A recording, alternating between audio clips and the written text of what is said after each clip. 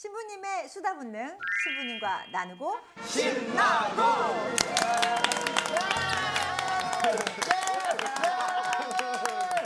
아니 저는 크리스마스는 아이들만 좋아하는 줄 알았더니 신부님도 크리스마스를 다 좋아하시는군요. 네!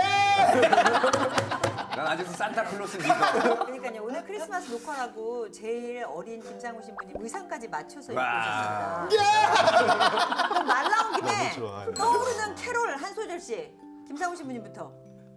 제 이상해요! 너 오늘 왜 이래? 네. 아, 일단 소고창 먹고 그러면 기분이가 좋아요. 네. 흰눈 네, 사이 와, 기억나거든. 썰매를 여기서부터 한다 그랬잖아. 루돌프 사슴코는 코는 모르겠어. 아 거기까지. 그다음 고요한 밤, 거룩한 밤. 갑자기 무슨 초등학생처럼 노래를 부르고 계세요. 네. 그럼 최강희 신부님. 이제 그런 거 해야 될 것 같은데. We wish you a Merry Christmas. 역시. We wish you a Merry Christmas. 네. We wish you. 프랑스어로 한번 하세요. 그 뭐가 있냐?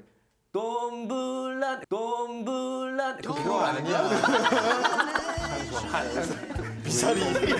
미사리 카페를 많이 가셨어. 캐롤을 부르다 보니까 정말 성탄 분위기가 무르익는 것 같은데요. 혹시 성탄하면 떠오르는 추억 있으시면 뭐 저는 성탄 추억은 좀 우울한 기분들 있었던 기억이 나요. 왜냐면 제 생일이 성탄이에요. 알아두십시오. 알고 계셨죠? 잊을 수가 없네 이제. 항상 성탄 하는데 저는 선물을 동시에 받은 적이 많지 않았던 것 같아요.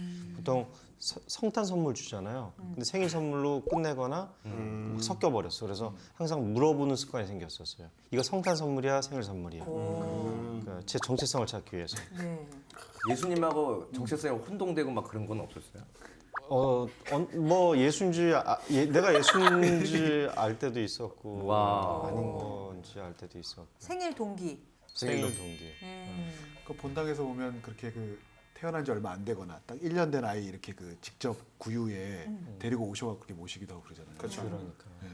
광희 신부님은 오늘 바지를 뒤집어서 머리를 쓰고 계시는데 네.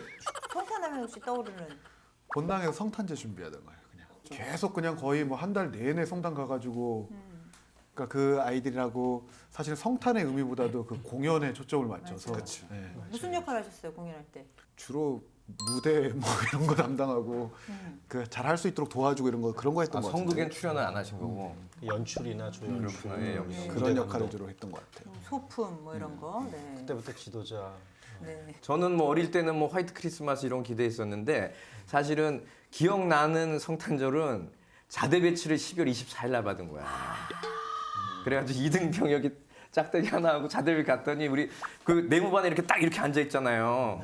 그러니까 우리 그 이제 제대 얼마 안 앞둔 병장이 딱 건드렸을 때 이병 박종인 그랬더니 네가 성탄 선물이냐?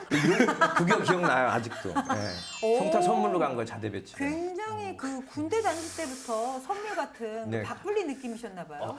아 그렇네. 그때는 근데 남쪽이었어요. 제가 자대 배치 받은 곳이. 그래서 성탄 기분 전혀 안 났죠.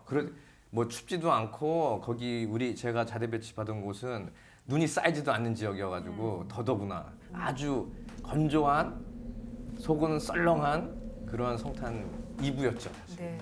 저는 고참이 아닙니다. 저의 성탄 선물은 당신이어서는 안 됩니다. 아셨죠, 정희진님? 저는 박정희 신부님 저 모자에 시선이 계속 가요. 크리스마스 추리 같죠? 남자 무당 같은데. 박수야 박수. 이제 군대 갔다 와서 이제 현장 체험했었어요. 그래서 인도 캘커타를 갔었어요. 2달 동안. 그때 이제 마더데레사 수님 계셨던 데 거기 가서 이제 가난한 이제 길거리에서 죽음을 맞이하는 사람들이 거룩한 죽음을 맞이할 수 있도록 병원에 모셔다주고 이렇게 치료해주고 뭐 이런 봉사활동을 했는데 그때가 저희가 몇 월에 갔더라? 한 11월, 12월, 1월까지 있었나? 얼추 그렇게 있었는데 딱 성탄이 낀 거예요. 그래서 그 전 세계에서 온 볼런티어들끼리 봉사자들끼리 그 사랑의 성교회 그 수녀원에서 각 나라 말로 캐롤을 불렀어요. 근데 멋있다. 와 너무 기억나요. 1절, 2절 하면서 네. 각 나라 말로 했는데 그때 너무 아름다웠던 것 같아요. 그때 무슨 노래 불렀어요? 한국말로 부르셨어요? 한국말로 불렀겠죠. 거기 그렇죠. 저 혼자 간 게 아니라 그 우리 동창 그때 신학생들 다 같이 갔기 때문에 그 중에서 이제 꽤 많은 상당수가 갔기 때문에 같이 우리가 팀을 짜서 불렀죠. 그러니까 일반 이제 그냥 봉사자들도 같이 해서.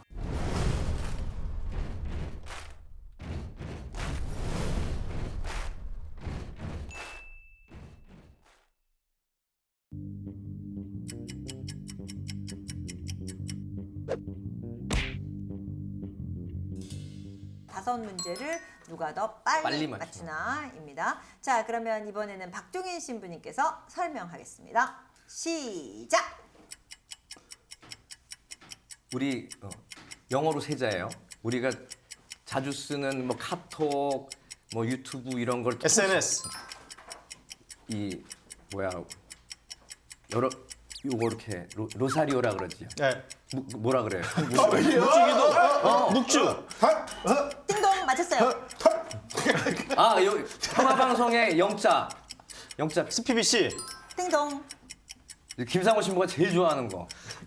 곱창. 띵동. 평화방송이나 라디오 같은 데서 평화방송에서 굉장히 중시하는 비율. 시청률. 띵동. 네. 몇 초입니까? 43초.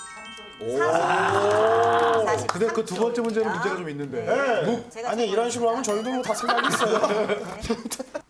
자, 이번에 초강 신부님 실 설명 들어갑니다. 준비 시작. 제가 지난번 회 때 설명했던 그 성황. 그런데 그게 이제 동방에서 주로 쓰는 거. 이건 띵동. 지금 뭐가 되게 많아져요. 바깥에 너무 미세먼지. 힘들어. 그렇지. 띵동. 우와. 염수정. 추기경, 그렇지. 띵동. 와. 이렇게 추울 때는 뭐 넣고 다니죠? 두 글자로? 손난로, 그러니까 두 글자로. 핫팩. 그렇죠. 띵동. 띵동. 그 우리 12간지 중에서 우리가 잘 좋아하는 고기를 양꼬치, 양, 아니 그거 말고 소 그거 말고 이제 제일 좋아하는 고기 안 좋아요. 돼지, 그걸로 돼 있는 나는 뭐 저는 뱀이고 이런 식으로 얘기하는 원숭이. 원숭이 고기 먹어요? 아니 그 고기 그 두 집 고기에 여기처럼 얘기하는 거 12간지 그랬잖아. 12가지? 그거 뭐 어떻게 할 수가 없네. 안 돼, 패스가 안 돼. 세 글자예요, 세 글자. C가 문제야, C가. 그치. 나 돼지 좋아하지.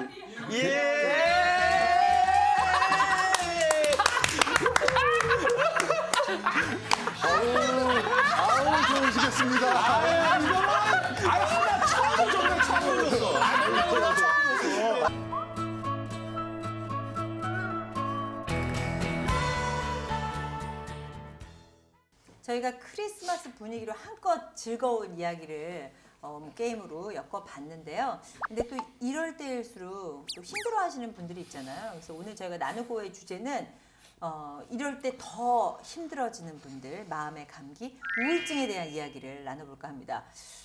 김정환 신부님한테 좀 많이 여쭤봐야 될 것 같아요. 일단 우울증의 정의가 어떻게 되나요? 이제 그 우울증이라고 하면 저희들이 흔히 많이 듣는 게 마음의 감기다라고들 이제 이해하기 쉽게 얘기를 하는데 저희가 이제 이거를 좀 전문적으로 정신의학적으로 정의를 내릴 필요가 있겠어요. 우선 이제 이거를 영어로는 Major Depressive Disorder 이렇게 얘기를 해요. 근데 이걸 좀 직역해서 우리가 이해하면은 좀 이해가 쉽습니다. 그러니까 이게 주요 저하 장애. 이거를 그냥 통쳐서 우리는 그냥 주요 우울 장애라고 얘기를 하는데, 그러니까 이게 주요한 부분들이 저하가 되는 거예요. 그래서 이제 우리가 뭐 생각하는 내용이나 어떤 사고의 과정, 관심 있는 부분들, 그다음에 어떤 행동들이나 어떤 신체 어떤 다양한 활동들, 그리고 이제 의욕, 그리고 수면까지도 이런 것들이 전체적으로 뇌와 연결이 되어 있는데.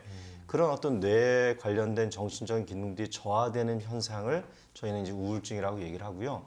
여기에 더해서 이거를 또 사회적인 기능의 저하로도 연결을 해서 정의를 내려요. 그러니까 관계가 굉장히 소원해진다든지 또 뭐 의욕이 저하된다든지 그리고 예를 들어서 뭐 또 인간관계에 있어서 굉장히 예민하다든지 그리고 굉장히 부정적인 사고를 많이 한다든지 이런 것들이 전반적으로 사회적인 기능들이거든요. 근데 이제 이런 것들이 이제 저하가 되면 그것도 우울증의 주요한 증상이라고 봅니다.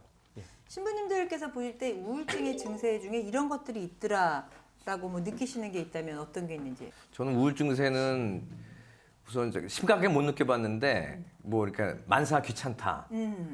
뭐 누가 만나고 싶지 않고 좀 조용히 혼자 있고 싶은 경우, 그 다음에 뭐라 그래 관계에 있어서 누구한테 좀 깊은 실망감을 느낀다거나 이런 게 이제 우울증 상이라고. 좀 광희 신부님 잠을 못 이루신다 그래서 잠을 못 주무시니까 혹시 광희 신부님도 혹시 약간 우울증 같은 증세를 겪으시는 게 아닌가? 뭐 제일 심했을 때는 거의 일주일에 뭐 5, 6일 아예 밤새고 막 이렇게 일 때문에 바빠서 그런 게 아니라. 바빠서 그런 게 아니죠. 예. 아. 그러니까 그때는 뭐 심각하게 그런 증상이 있는 거죠 분명히. 네. 예. 그런 상황에 놓여 있는 친구들이 많이 만나다 보면 제일 심하고 제일 좀 걱정되고 어렵게 느껴지는 게 의미가 없다 그럴 때, 삶의 의미를 못 찾겠다. 맞아요.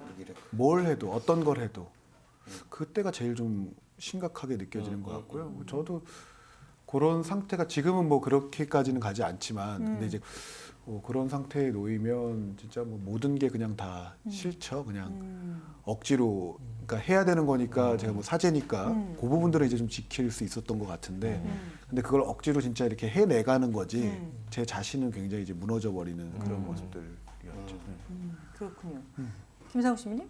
저는 파리에서 박사 논문 쓸 때 박사과정 5년 만으로 5년 딱 되기 직전에 그때 일부러 한국 한 번도 안 들어왔거든요. 휴가를 한 번도 안 왔어요. 일부러. 네. 근데 이제 5년 딱 채워갈 때쯤에 논문의 마지막 장을 쓰고 있었어요. 그게 2016년 5월쯤이었는데 근데 그 마지막 장 하나 남겨놓고 다 끝냈어요. 교수한테도 뭐 잘 썼다, 교수 논문지도 잘 썼다 그렇게 얘기 듣고. 근데 더 이상 하고 싶은. 네. 그러니까 저 이제 밥 잘 먹잖아요. 네. 막 소곱창 맨날 얘기하고. 그러니까 식욕이 좋고 저 이렇게 노는 것도 좋아하고 사람들 만나는 거 좋아하는데 그때는 논문에 올인을 하다 보니 식사 시간에도 뭔 대화를 해도 별로 이렇게 들어오지가 않아요. 밥이 맛이 없어요. 잠이 안 와요. 안 와요. 그리고 제가 이게 우울증인가 아니면 이게 번아웃된 건가? 근데 정말 감사한 건 그러고 있는 저 자신을 제가 발견했어요. 그래서 박차고 일어났죠. 근데 야 이게 너무 몰입을 해 있었고 피곤했고 이미 뭐 정서적으로 육체적으로 지쳤고 그래서 아마 이거 좀만 더 했으면 정말 바로 우울증 넘어갔겠구나라는 생각을 나중에 하게 됐어요.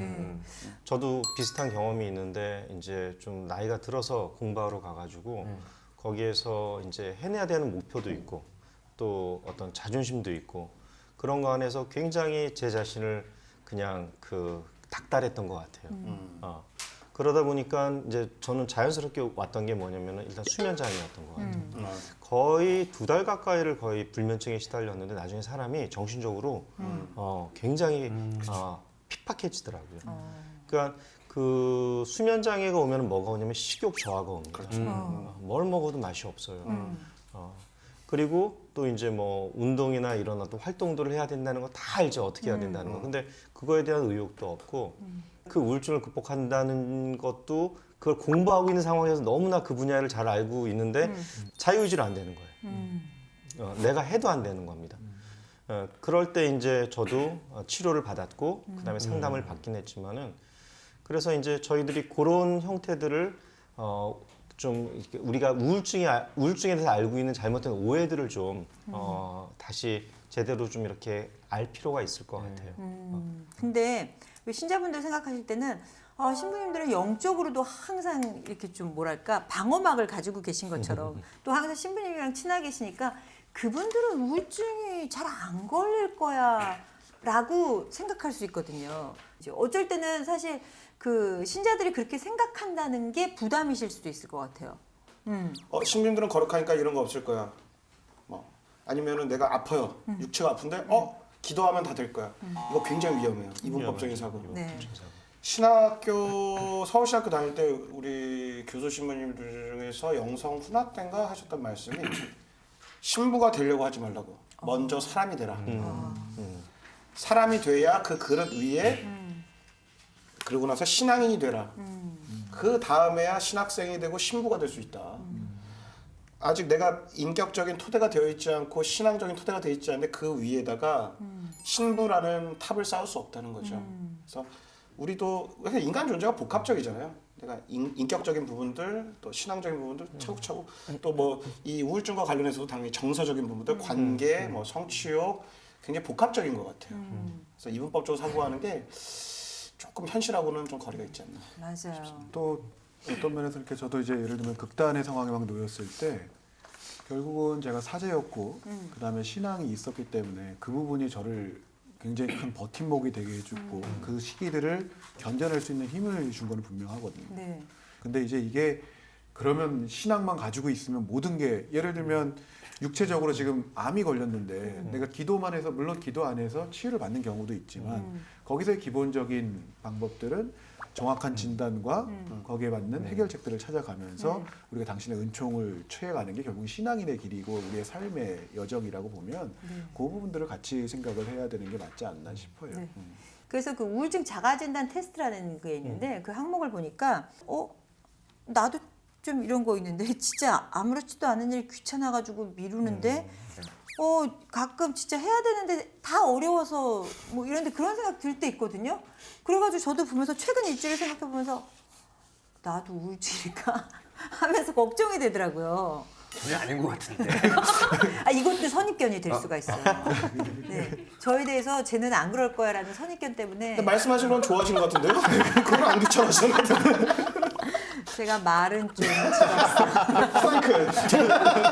나는 최근에는 없었는데 한 2주 전인가 제가 어떻게 뭐 이주전 최근 여기 이 장소에서 저 장소로 이동을 하는데 네.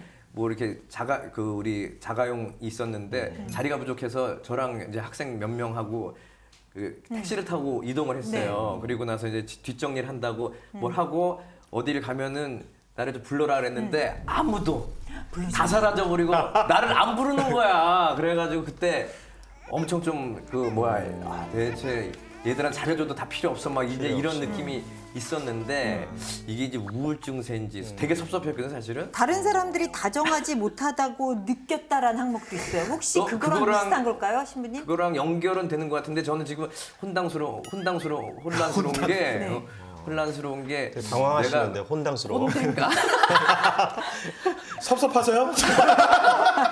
내가 꼰대를 헷갈리던가 아니면 섭섭하시죠? 우울증 생각 좀 약간 헷갈리고 있어요. 경계는 아닐까? 경계. 하이브리드? 그럴 수도 있네. 저희가 뭐 고민에 대해서 가끔 나눌 때 보면 이 관계에 대한 이야기를 저희가 좀 나누지 않습니까? 아무래도 이게 이 사람을 우울하게 만들고 스트레스를 주고 하는 것들이 스스로가 만들어내는 것도 있지만 관계 속에서 형성되는 것도 많은데 네 분 신부님 중에서는 좀 많이 관계를 하면서 하시는 분이 사목활동하시는 김상우 신부님 아닐까 싶은데. 네, 제 별명이 김관계 씨. 관계. 김관계 씨가 한마디. 네. 김관계 씨가. 네. 상우 신부님 얼마 전에 그 SNS 보니까 직원들이랑 회식하셨다는데 그렇게 회식을 자주 하시는 이유가 혹시 우울증을 숨기기 위해서나 치료하시기 위해서는 아닙니까? 항우를 우울을 방송 방지하기 보고 위해서 계신 분들 제가 몇 번 동안 말이 없었습니다. 잠깐 우울증이 올 뻔했어요. 그 명동성당에서 제가 보좌 신부로 있다 보니까 네. 그 명동성당 사무실에서 오시는 신자분들이 전화로 뭐 얘기하시는 분부터 해서 직접 찾아오시는 분들, 근데 완전 동네 북이에요. 그러니까 그 사무실 직원들 통해서 신부님들한테 뭐 올라오는 내용이 걸러서 올라오는 거죠. 네. 그러면 그들한테는 얼마나 많은 내용들이 거기가 거의 아니 어떤 내용을 얘기하세요? 감정 노동자들 신자분들이? 아유 방송 못 나가죠. 아니 어떤 내용을 요즘에 얘기죠? 확실히 조금 요즘 사회가 복잡해지고 어려워지고 경쟁을 무한 경쟁 시대를 하다 보니까 사람들이 점점 자존감도 낮아지고 또 그래서 또 약간 서비스업 하시는 분들의 갑질도 하고 이런 네. 것들이 있잖아요. 네. 이게 세상적인 풍토가 그런 게 너무 익숙해지다 보니 명동성당 사무실 직원들도 아래 것들이라고 생각하는 게 있나 봐요. 열쇠 집어 던지고 삿대질하고 막말하고 네. 자기 하인처럼 대하고 뭐랄까 문화 시민으로서 상식적으로 그러니까요. 이해가 안 되는 그런 사태들이 너무 많아요. 뭐 이를테면 뭐 신부님들의 인사이동이 있어요. 명동성당에 예를 들면 사무원한테 와가지고 야 서울교구 인사이동 뽑아봐. 어머. 근데 이제 우리 명동성당 사무실 직원들 중에서도 아이고야. 좀 멘탈 강한 분들도 있고 경력이 있으신 분들은 또 유두리 있게 잘 넘기는데 네. 아이고. 막 이제 막 시작한 분들이나 좀 멘탈이 좀 많이 이렇게 무너진 분들은 너무 힘들어하는 거죠. 아이고. 그래가지고 뭐 얼마 전에 같이 한잔 했어요. 그러셨군요. 아우 그럼 우울증 저는 마시기 싫었어요. 치료 상담해 주시는 저는 거네. 마시기 싫었어요. 이게 네. 사목 상담 같은 거 같아요. 제가 뭐 상담, 상담 네. 좀 해드릴까요? 그리고 그런 손님들 오시면은 저희 상담소 명함 하나 주세요. 아. 거기 좀 가보시라고. 그렇죠. 네, 명동성당을 네네. 찾으시는 모든 분들, 예, 명동성당 오신다고 다 일단 면담이 되는 게 아닙니다. 지금 엄청 바빠요. 그리고 명동성당 사무실에서 전화하시는 분들, 찾아오시는 분들, 우리 사무실 직원들, 여러분의 딸이고 아들이고 내 가족이라고 생각해 보세요. 그렇게 하실 수 있나? 좀 상식적인 것 정도로만 대해주시면 좋겠습니다.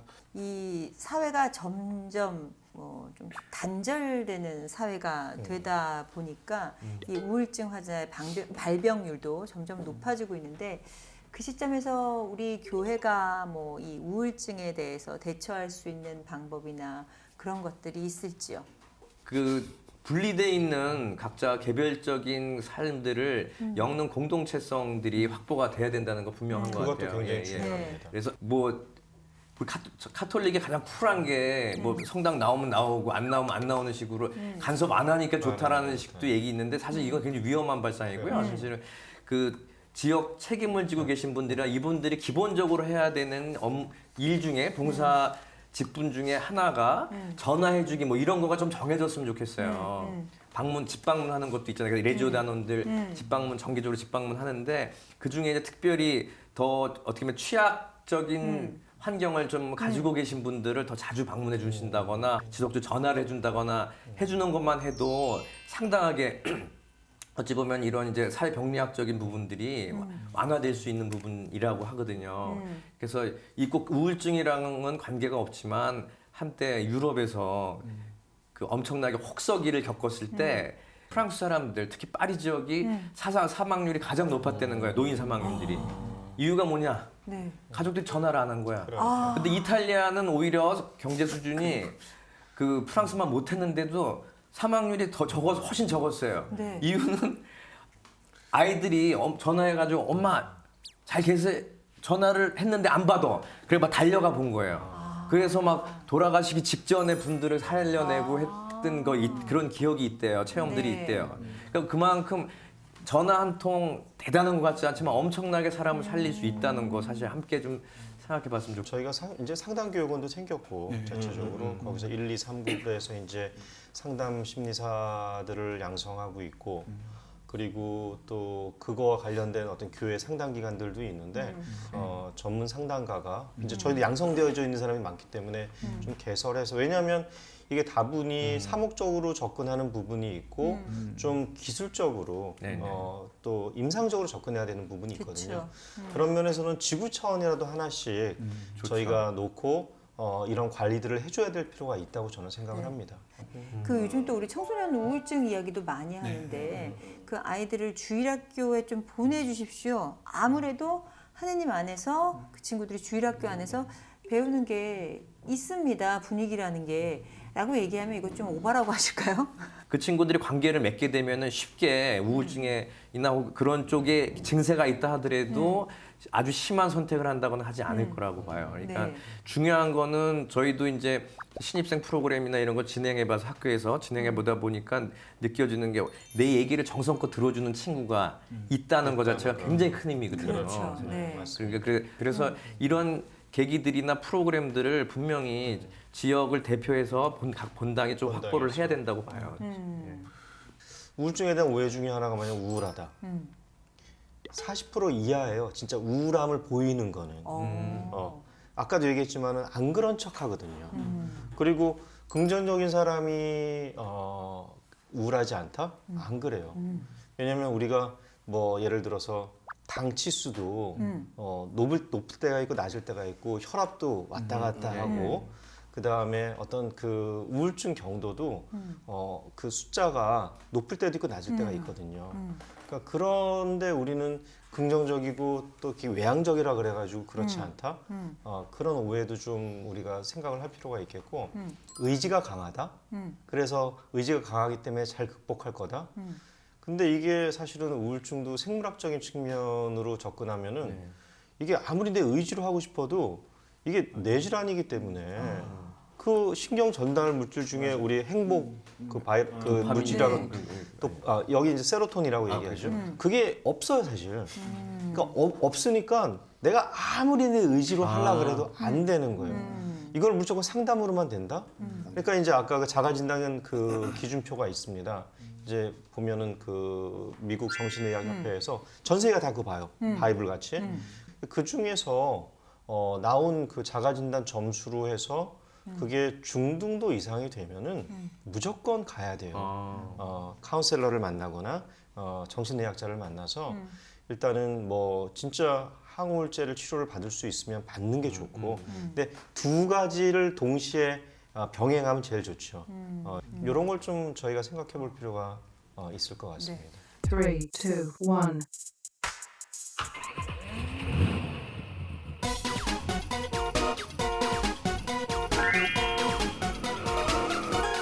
신부님 스픽입니다.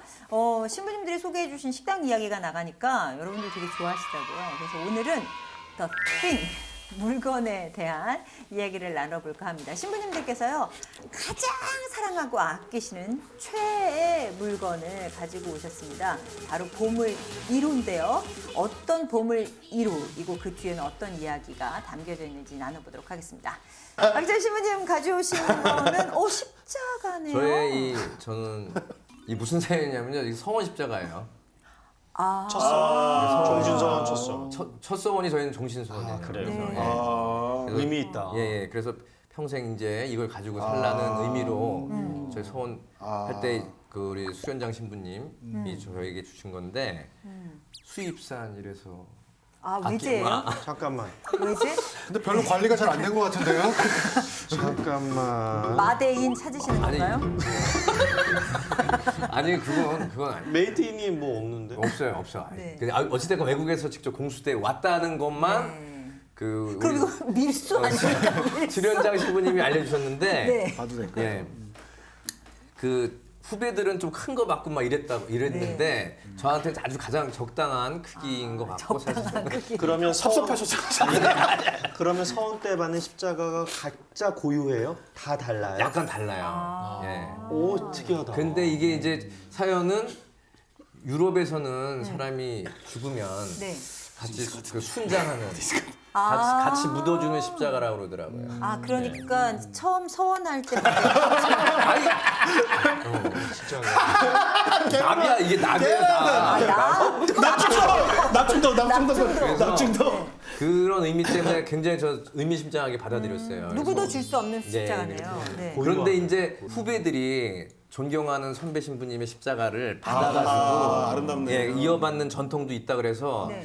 후배들한테 남겨줄까 지금 좀 생각 좀 하고 있는 중인데 후배들이 거부할 수도 있나요? 그러니까 여기서 중요한 게 네. 후배들이 거부하지 않는 삶을 살고 싶은 거죠 사실은. 이게 근데 요즘에 후배 입회 많이 안 하잖아요. 그러게 근데 이러면 저희만 늘 나쁜 사람들이지. 박불리 박정희 신부님을 괴롭히는 나쁜 이렇게 시기 질투에 눈이 먼 신부님들이에요. 숭고한 정신을 가지고 열심히 하는 것 같아요. 아니 그래서 이거 저는 이런 이미 방정이에요. 없으면 김상호 신부님 드리고 저는 그래서 그런 예, 제그 수도 생활하고 깊은 연관을 가지고 있고 멋있다. 또 죽을 때까지 충실하라는 그런 사인의 그 품목이기 때문에 네. 제가 오늘 좀 들고 멋있으시네요. 왔습니다. 자, 그럼 이번에는 박종인 신부님께서 다음 보물 1호를 밝힐 분을 지명해 주시기 바랍니다. 역시 대각선에 있는 대본대로 가시죠.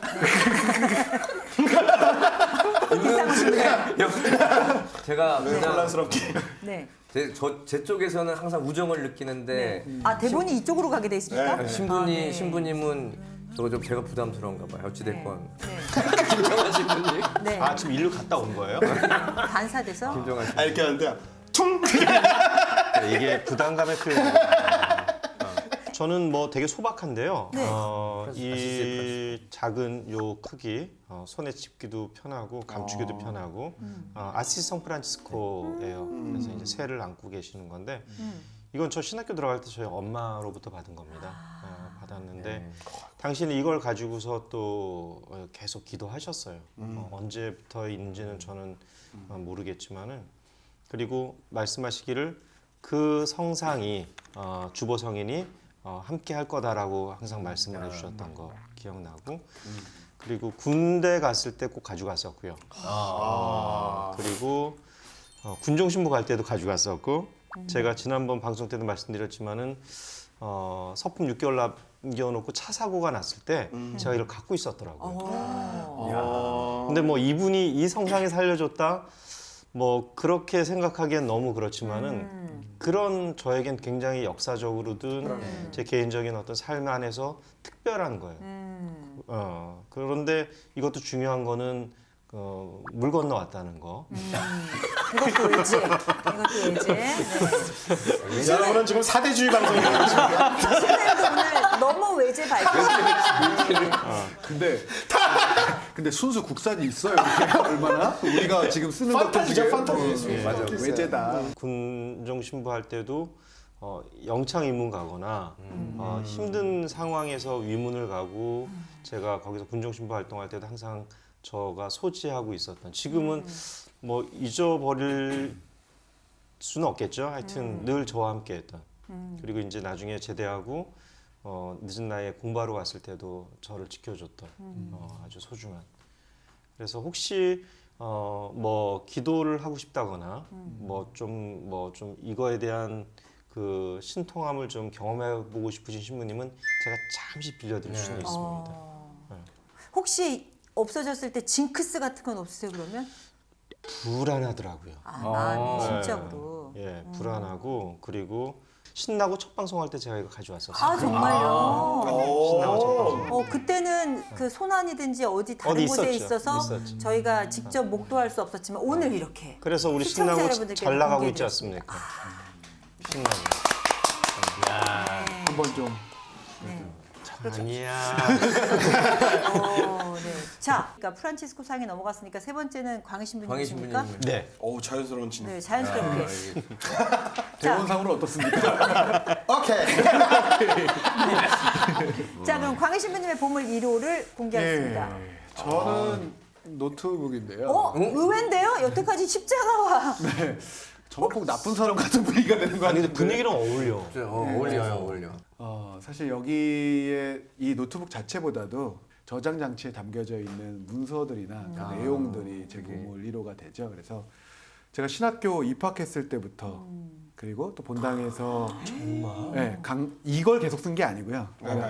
강론했던 계속 하시면 그러니까 사제로 시작을 해서 사제했던 강론들 모두 그리고 유학 생활하면서 유학 동안에 제가 공부했던 과목들 거기에 대한 자료들 그리고 제가 썼던 리포트들 그리고 논문 그리고 또 돌아와서 여기서 지금 활동하고 있으면서 작성한 그래서 굉장히 수많은 밤들을 정말 하기 싫은 거를 억지로 몸을 일으켜서 아니면 잠을 안 자면서 했던 모든 자료들이 지금 이 안에 담겨져 있기 때문에 저의 어찌 보면 제 생활에 또 제가 했던 어떤 강의라든지 글이라든지 이런 게 모두를 다 갖고 있는 그 노트북이라 저의 삶에 굉장히 많은 시간이 함께했고 그래서 이 친구를 굉장히 훌륭한 그 정리의 기술이 여기서부터 나온 거예요. 그러네요. 그럼 이제 다음 보물 1호를 공개해줄 네, 저는 고프로에게 먼저 보여드리겠습니다. 자, 이 에스프레소 잔인데요. 커피잔. 커피잔. 네. 에스프레소 잔. 에스프레소 잔이 맞다. 제 방에 오면 에스프레소 잔들이 2세트씩이 있어요. 맞습니다. 근데 이제 유학할 때부터 늘 그렇게 샀어요. 그러니까 새 걸로 산 건 하나도 없고 다 벼룩시장. 뭐 영국 가서도 노팅힐 벼룩시장에서 사고 또 프랑스에서도 시골 벼룩시장 가서 사고 또 뭐 선물도 받고 뭐 이렇게 해서 모으기 시작했어요. 근데 제가 커피를 원래 그렇게 많이 마시지 않았는데 유학 가서 석사 때부터 마시기 시작했고 마시다 보니까 하루에 에스프레소 한 6잔 마셨나? 좀 많이 마셨죠. 그래서 나중에는 약간 위험 역류성 식도 막 이런 거 같이 좀 와서 좀 네. 줄였어요. 요즘에는 에스프레소 하루에 3잔. 근데 이제 그 중에서 이 아이가 굉장히 애착이 많이 가더라고요. 여기 프랑스 메이드 인 프랑스인데 역시 베지. 네. 제2의 고향. 근데 이 잔, 뭐 다른 잔들도 있는데 특별히 이 잔이 그냥 옆에서 함께 했었던 친구 같은 느낌이 들더라고요. 네. 그러니까 어느 날은 그러니까 당연히 프랑스어 배울 때 말도 안 돼서 답답한 날도 있었고 또 프랑스 친구들 신학생들하고 정말 즐거운 날도 있었고 뭐 시험을 망친 날도 있었고 뭐 외로워서 뭐 아파서 혼자 운 적도 있었고 뭐 다양한 희로애락을 겪었던 10년이었는데 그 10년의 여정에서 늘 옆에 있었던 뭐 잔이기도 하고 되게 소중하다. 늘 옆에 그렇게 커피로서 늘 변치 않는 친구 같은 역할을 했었죠. 어떻게 보면 그냥 이렇게 보면 뭐야 이렇게 할 수 있지만 저한테는 이제 스토리가 있어서 네. 근데 그 스토리를 들어보니까 에스프레소 커피도 좀 어울리긴 하지만 중간에는 또 여기 보드카나 위스키를 따르셨을 것 같은. 그러니까 에스프레소 안에다가 꼬냑 다. 좋네요. 그럼 신부님들의 보물 1호를 만나봤고요. 다음 순서는 저희가 크리스마스를 맞아서 서로의 마니또가 되어주는 시간을 준비해봤습니다. 그래서 이제 마니또를 정해가지고요. 신부님들께서 각자 그 마니또를 위해 선물을 준비해 오셨거든요. 그래서 김정환 신부님부터. 제 예상은 항상 빗나가요. 저의 마니또는 내 생각과는 하지만 운명이었나 봐. 네. 또 저의 마니또는 종인 신부님입니다. 박불리. 그럼 일단 되게 좋지. 좋죠. 왜 좋으세요? 왜? 뭔가 아주 좀 소중하고 중요한 저한테 딱 맞는 뭔가 운명의 분명 준비를 하셨을 것만 같아요. 저한테 받고 싶은 거 같았어. 아 그래요? 그러면 이렇게 전달을 하시고 한번 오픈을 해보시죠.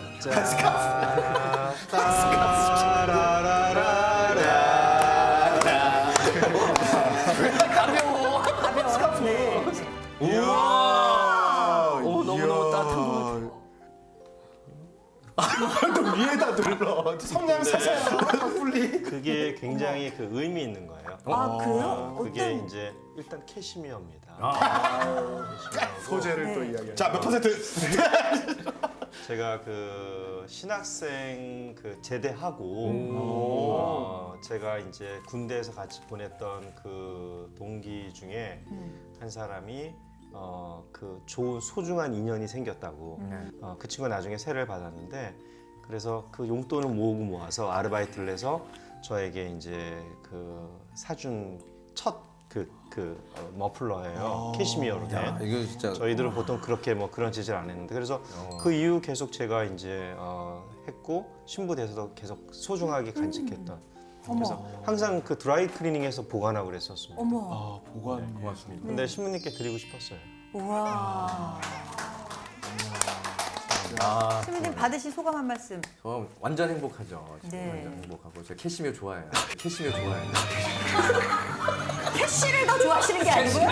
네. 캐시보다 캐시를 좋아하십니까? 그게 네. 제가 병병 이런 걸 구하기가 힘드니까 네. 전에 제가 수도원 입회하고 나서 한 친구가 나한테 캐시미어 뭐죠? 스웨터를 네. 쇄도 하겠네. 쇄도 이제 선물이 쇄도하네. 야, 이제 저기 받은 거를 다 떨어질 때까지 입은 적이 있거든요. 네. 야, 눈물 없이는 여기서 다 떨어질 때까지 제가 꼭 그건 안 떨어질 안 거예요. 빨고 빨면 안 돼. 드라이라니까요. 네. 방송 나가면 이제 뭐 엄청 들어올 거예요. 엄청 들어올 박불리 팬클럽. 여러분들 자. 박신부님께서는 캐시미어를 매우 좋아하시는 그리고 형편상 본인이 구입하실 수는 없고 캐시미어 좋아하시죠? 박신부님 현재 캐시미어 목도리는 마련이 되셨고요. 스웨터는 다 떨어져서 현재 없으시다고 합니다. 네. 드라이 하려면 캐시가 필요하십니다.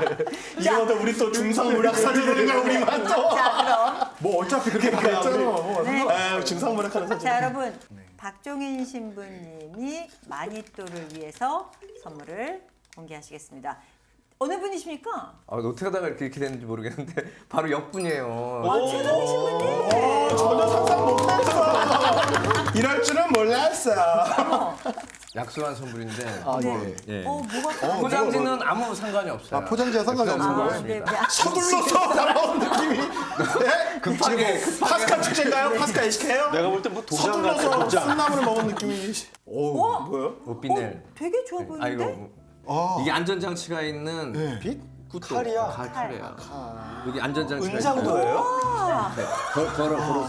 이걸 누구한테 받으셨던 거예요? 네, 저도 받았죠. 뱅상이라는 친구한테 여기 공동체에서 같이 살던 친구인데 저희 프로그램에 몇 번 등장한 분이잖아요, 뱅상. 아니야, 진짜 그분 미셸. 미셸 샴푸. 미셸 샴푸. 미셸 샴푸. 잘했어요. 이 친구가 네. 아주 지방 지역색이 아주 센 브루타뉴 친구였어요. 브루타뉴 지방 친구였는데 브루타뉴 지방이면은 특히 이제 바다를 면한 곳이라서 그 어부들이 항상 이 주머니 칼을 가지고 다니면서 생선. 생선을 손질. 따거나 비늘 아니면은 손질할 때. 그물을 손질하거나 할 때 쓰는 그런 어떻게 보면 필수품으로서 가지고 굉장히 다니는 소중한 건데 거네요. 그래서 그 친구들은 그 선물로서 이제 이 주머니 칼을 서로 주고받는 전통이 있다 그래요. 그래서 그거를 저도 제 우정의 표시로 드리고 싶었고 여기 비밀이 있어요. 이게 원래 네. 끝에가 뾰족해야 되는데 조심 조심. 이게 끝에가 부러져 나갔어요. 그래서 최강희 신부님이 삶을 좀 연말하는 차원에서 갈아서 쓰셔도 좋을 것 같고 그냥 쓰셔도 돼요, 사실은. 그냥 아니 그럼 끝을 부러뜨리신 분은 박종희 신부님이신가? 왜 부러뜨리셨어요, 근데?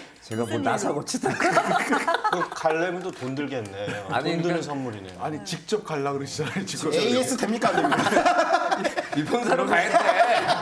요즘 아니 저보고는 갈아서 쓰라고 본사를 가라 그러는데. 칼을 선물할 때 한 가지 비밀이 있는데 네. 칼은 절대로 공짜로 주는 게 아니래요. 그렇죠. 팔아야 되는 네, 거죠. 팔아야 돼서 내가 뱅상한테 그때 50상팀인가 그거를 준 적이 있어요. 그게 우리나라만 있는 게 아니라 프랑스도 그렇게 원래 있더라고요. 아니에요. 이거 서양에서 그래서 네. 나중에 저한테 식사를 한 끼 대접해 줬어요. 내가 50원 써. 아니 이거 50원 넣으라고. 아 50원으로 이렇게 끝났어. 전화 끝났어. 야, 사람이 너 밥 한 끼 얻어보려고? 야, 캐시 너무 좋아하는 거 아닙니까? 거기서 왜 끼어들어 그걸? 네, 아니 50사운드 얘기할 때도 내가 좀 화가 나더라고. 김상우 신부님, 칼끝이 부러진 건 내가 얘기 안 하려고 했는데. 김상우 신부님. 이래서 또 박블리 신부님 인기가 올라가는 거예요. 아 그래 맞아. 저는 어차피 틀렸어요. 우리는 그냥 이런 역할을 하는 거예요. 그럼 저는 시기 질투와 불쾌한 문학의 이미지로 갈 거예요. 아 소중한 선물 감사합니다. 그럼 이제 네. 최강희 신부님의 마니또는 근데 이거 뭐 이렇게 짠 돌아가? 것 같아. 이렇게요? 아니지 모르지. 두 분 중에 누굴까? 궁금해. 누구. 형님 50%인데 누굴까? 상호 신부님. 이렇게 돌아가요. 어머 예쁘게 준비가 되어 있네요. 진짜. 일단 먼저 드리고요. 네. 감사합니다. 아좀 의도가 불순한 것 같은데. 네. 뜯어요? 네 일단 뜯어보세요. 뭐 칼 주. 우정의 표시. 안전거리 푸르고. 연마하라면서요? 진짜 성격이 화끈하시군요. 막힌 듯이군요. 네 이것도 대륙에서 제조된 그런 제품인데요. 제가 성서모임 있잖아요. 오, 성서모임에서 야 이거 진짜 네. 생활 보조배터리를 안 하고 또. 네. 보조 배터리. 네, 보조 배터리. 네. 야, 야 이거 네. 그 여러 가지 고민을 많이 했는데 신부님이 점점 더 바빠지시더라고요. 계속 더 무리가 되시는 상황이라 중간 중간에 이렇게 충전되실 수 있는 부분이 보조 배터리 같은 그런 부분들이 좀 있으셨으면 좋겠다라는 생각으로 네. 그렇게 했고요. 특별히 저 십자가는 유럽에 있는 봉사자들이 만들었던 십자가예요. 아. 그 정말 어렵지만 이렇게 되게 힘든 상황에서도 의미가 예, 굉장히 헌신적인 모습을 보였던 그 봉사자들이 아. 만들어서 저한테 줬던 십자가인데 방송 보고 있나요 지금? 그분들. 네, 그분들 유튜브로 찾아봅니다. 네. 아하. 보여드려요. 그래서 상호 신부님 감사합니다. 네. 그래서 그 아하, 십자가와 진짜 함께 유럽에 있는 준비를 봉사자들. 했습니다. 네. 그렇군요. 이렇게 해서 김상우 신부님께서는 네. 보조 배터리를 받으셔서 에너지를 충전하시기를 바라고요. 설명 없이 바로 가죠.